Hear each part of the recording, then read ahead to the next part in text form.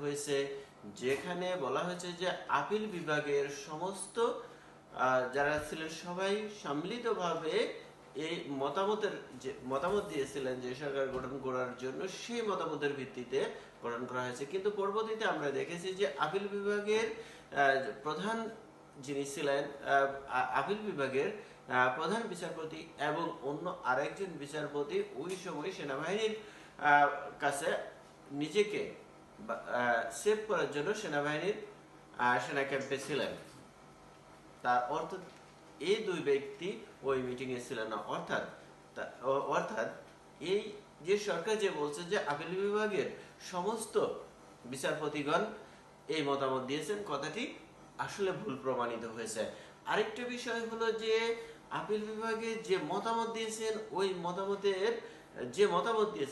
মতামতটা এখন পর্যন্ত সরকারের পক্ষ থেকে প্রকাশ করা হয়নি। অর্থাৎ অ্যাকচুয়ালি কি মতামত দিয়েছেন এবং কি বলেছেন আমরা জানি না এখন পর্যন্ত। সুতরাং যদি কোনো মতামত দিয়েও থাকেন, সেটা আমরা যতক্ষণ পর্যন্ত না দেখতে পাচ্ছি এবং সরকার যখন দেখা যাচ্ছে যে সকল ব্যক্তির কথা বলা হলো, অন্তত দুজন ওই মিটিংয়ে উপস্থিত ছিলেন না, এটা প্রমাণিত হওয়ার পরে এই সরকারের আইনগত ভিত্তি আর থাকে না।